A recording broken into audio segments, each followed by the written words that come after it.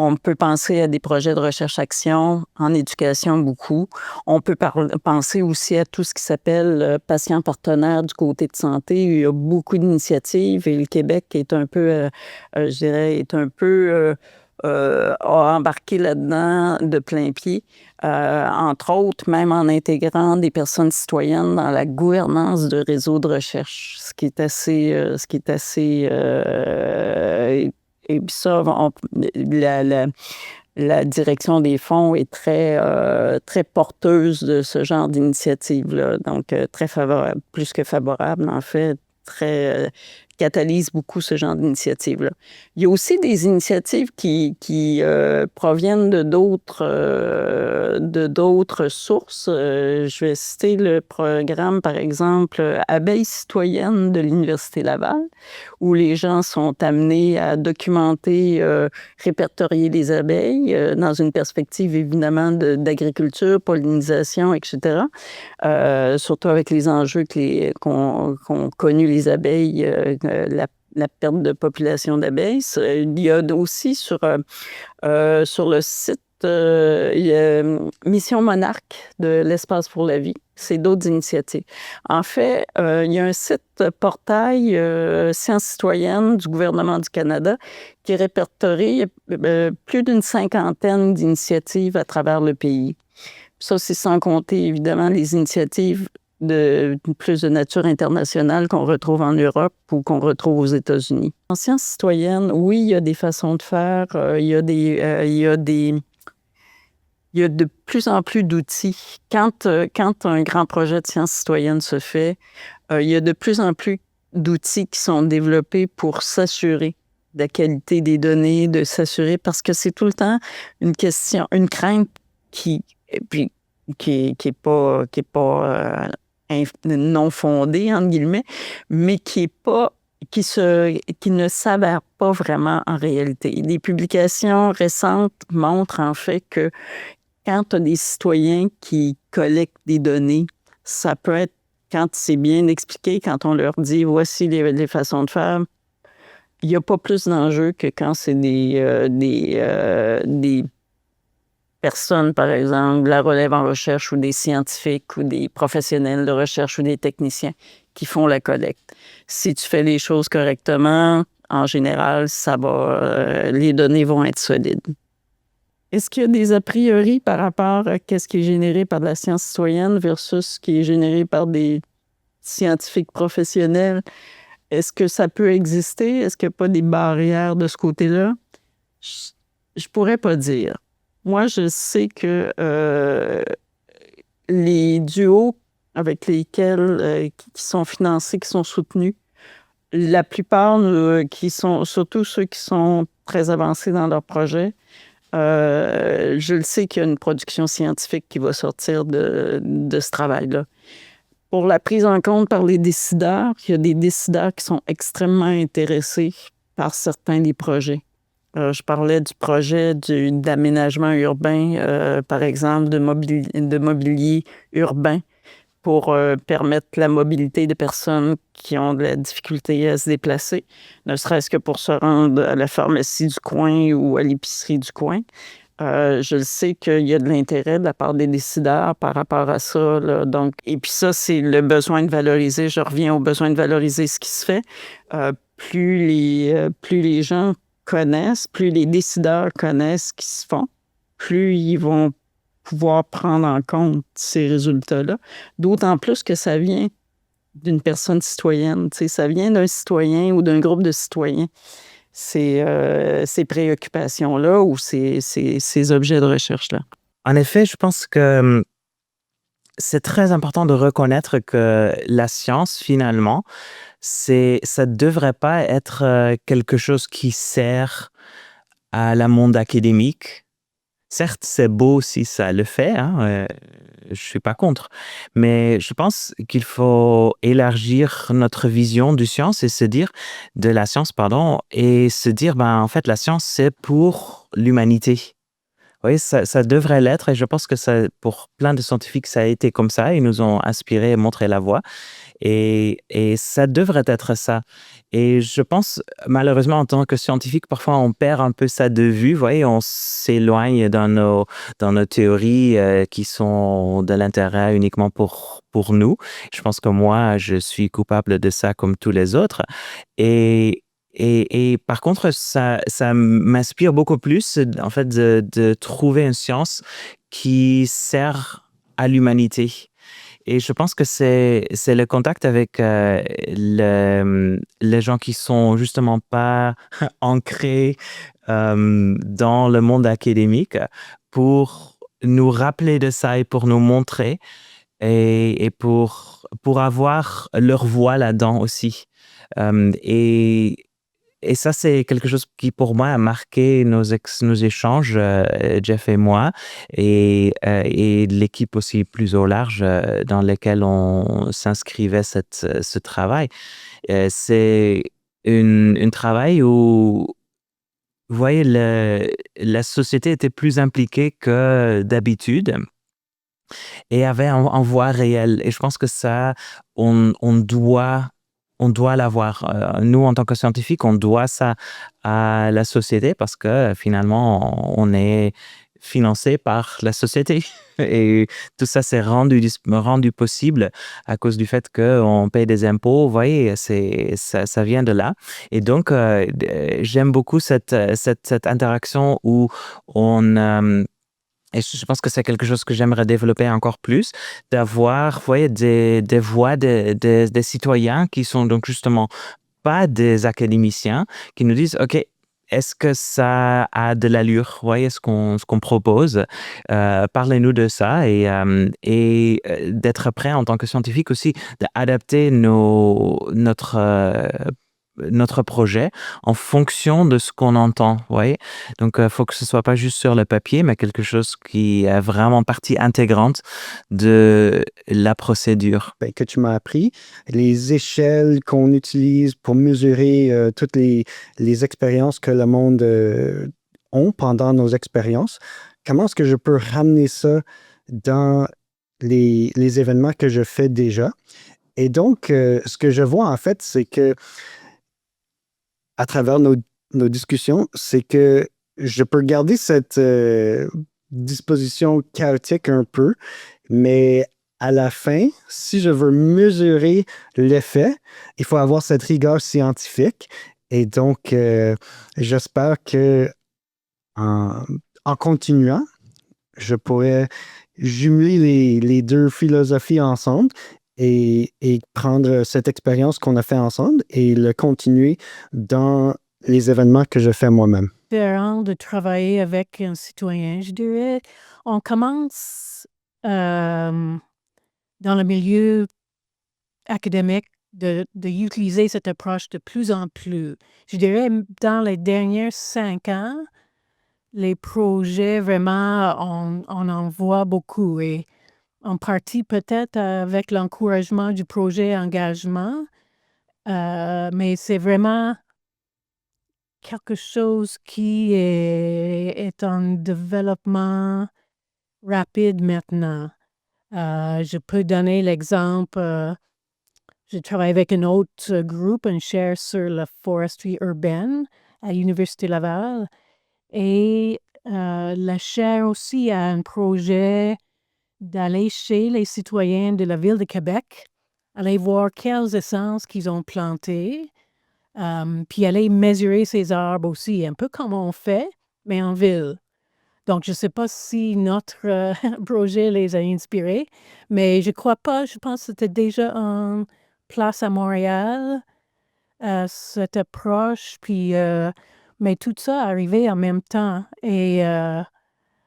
Et je connais d'autres projets avec des amphibiens dans mon groupe de recherche, le Centre d'études de la forêt.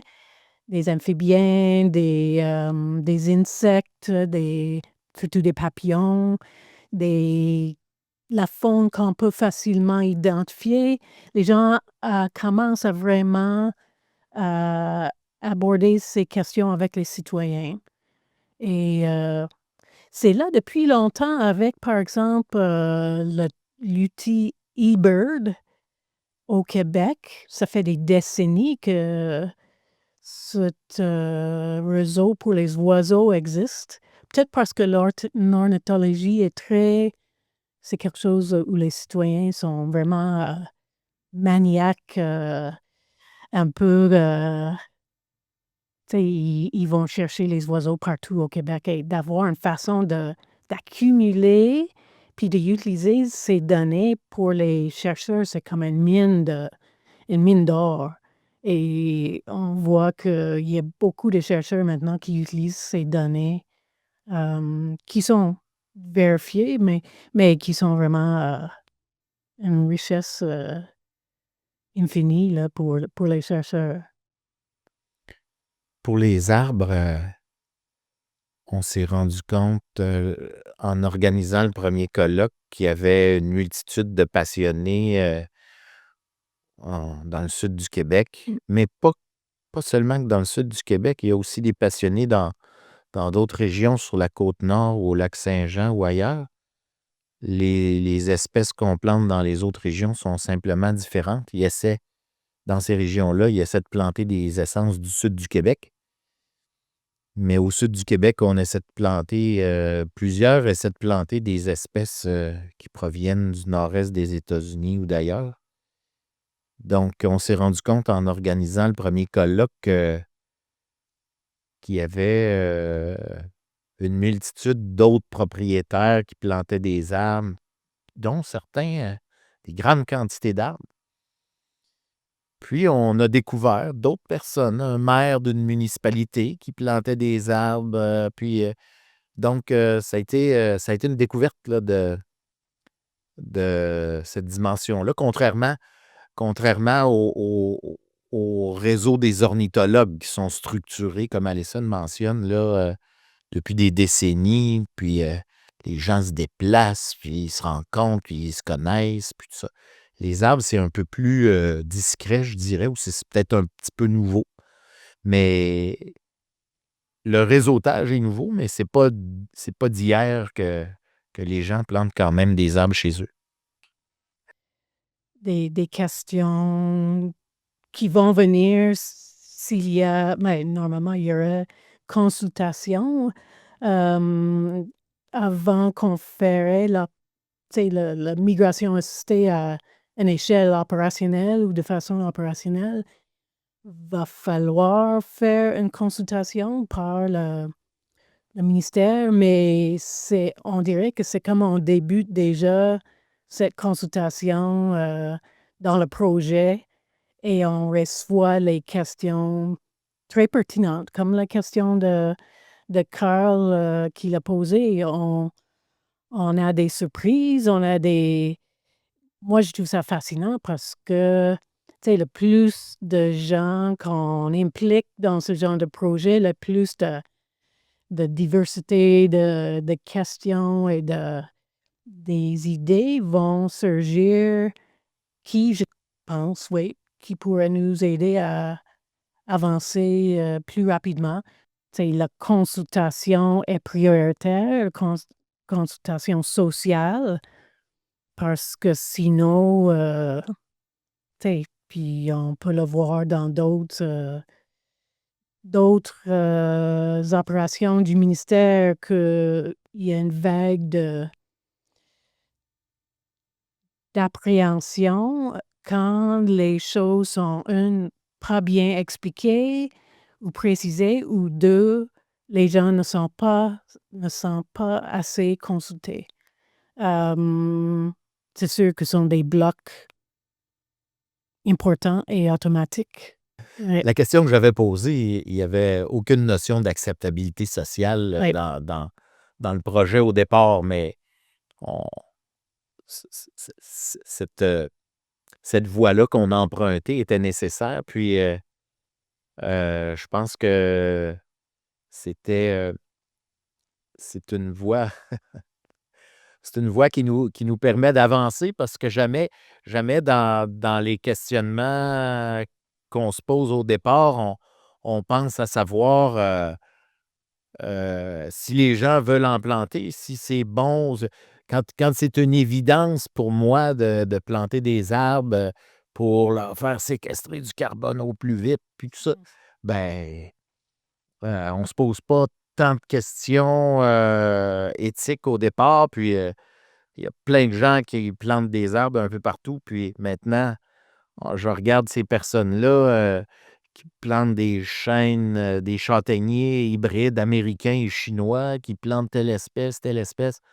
C'est des réflexions au départ qu'on n'a pas, là. Donc, ça change nos propres perceptions, là, ces Ouais. projets-là. Le fait de, de confronter le milieu citoyen avec le milieu scientifique. Ouais. Puis souvent, on va voir les équipes qui vont commencer à trouver les bienfaits intéressants d'avoir une père aidant de famille parce qu'eux autres, parfois, ça les décharge. Tu sais, puis ils peuvent... il y a des messages qui passent pas. Pas parce qu'ils sont pas compétents, parce ils sont étiquetés faisant partie de l'équipe. C'est pas ça que la famille nécessairement a de besoin. Fait qu'ils commencent à trouver vraiment, vraiment intéressant l'utilisation de la père aidance famille pour venir connecter avec cette famille-là. Puis parfois, ben, essayer, puis ça peut avoir un impact sur la communication. Fait que peut-être que temporairement, ils ne sont pas capables de communiquer, mais avec l'utilisation d'une tierce qui peut être la père aidance famille, ça peut vraiment, vraiment favoriser la communication. Puis que là, ben, avec le temps, la relation s'établit, puis l'alliance s'établit. T'sais. On a dû inspirer des gens parce qu'ils se réfèrent à nous pour vous autres, vous l'avez fait comment? Oui, c'est ça. C'est sûr que ça pique la curiosité, suscite la curiosité de bien des personnes, citoyens, mais aussi chercheurs qui sont moins habitués de faire ce type de recherche-là. Fait que moi, c'est sûr que j'ai beaucoup de monde qui m'ont souvent posé des questions. Comment ça marche? Je pense que c'est dans le comment. Comment ça marche? Comment tu fais? Comment on facilite ce travail-là? Qu'est-ce que ça donne? Fait que, tu sais, aussi, moi, il y a une chose que j'ai appris, c'est que maintenant, je peux plus faire de la recherche sans avoir des citoyens chercheurs avec moi, tu sais. C'est comme je le faisais un peu au départ, puis là, c'est comme si ça a transformé la façon, la richesse, tu sais, la pertinence, ce que ça l'amène de complémentaire, tu sais, de penser des projets puis de les réaliser ensemble de cette manière-là. Fait que c'est un peu ça que je transmets, moi, quand on me pose des questions. Tu sais, je dirais pas que c'est pas de travail, je dirais pas que ça prend pas du temps. Faut que tu aies le goût de vivre cette expérience-là, d'y mettre du cœur, de la pédagogie, du temps, etc. Puis ça, c'est de part et d'autre là, que c'est mis à profit. Mais oui, c'est ça, je pense que ça pique la curiosité. Les gens veulent savoir comment ça se passe. On a été interpellés souvent, chaque fois qu'on a fait des présentations ensemble ou être interpellés par des personnes qui ont le goût de déposer une question ou qui ont eu la subvention puis qu'ils veulent savoir c'est quoi les bonnes façons de faire. C'est sûr que moi, j'ai travaillé beaucoup dans le sens que tu aies un statut officiel là, tu sais, à l'université pour pouvoir d'avoir un titre d'emploi, d'avoir une rémunération, d'avoir des conditions qui fait que en plus de faire ton travail, bien, il y avait quelque chose de très concret, organisé.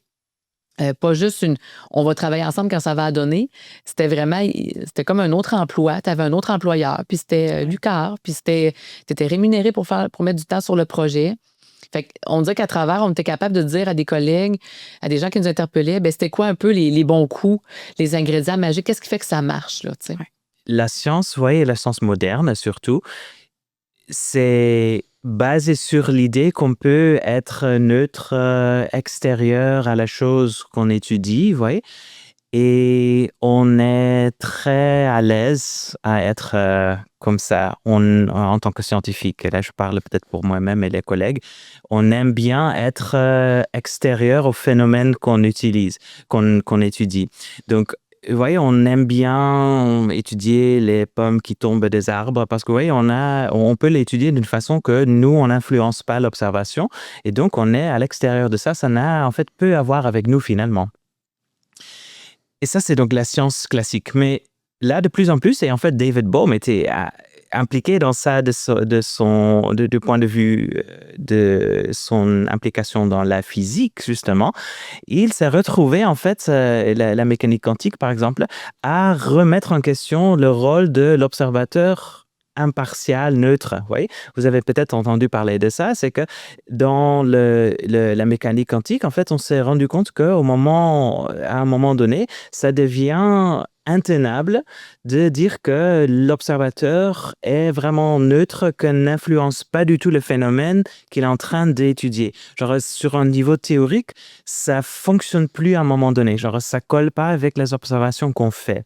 Et donc, ils ont tout un tas d'infrastructures mathématiques autour de ça. Vous voyez que je comprends guère, mais l'idée de base, c'est qu'en tant qu'observateur, vous voyez, on participe dans l'objet qu'on étudie. Vous voyez, on n'est plus à l'extérieur de ça. En fait, on est impliqué là-dedans. Et ça, c'était le cas c'était un aperçu qui s'est fait dans la physique dans les années 80-90, justement avec Bohm là-dedans aussi. Et je pense une même chose se fait aussi pour notre petite étude à une petite échelle. Vous voyez, c'est juste notre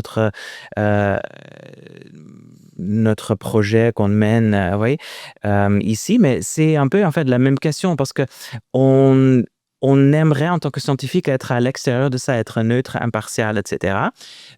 Et de ne pas avouer que peut-être on influence aussi les choses qu'on est en train d'étudier. Et ça joue vraiment encore plus quand on parle que des questions controversielles en science. Parce que aussi, la science devient partie de cette controverse. Vous voyez? Regardez, cette implication de notre part, de cette implication de l'observateur dans le phénomène qu'on étudie, ça mène, à mon avis, toute une nouvelle réflexion par rapport à comment ça influence donc la façon qu'on procède. Vous voyez?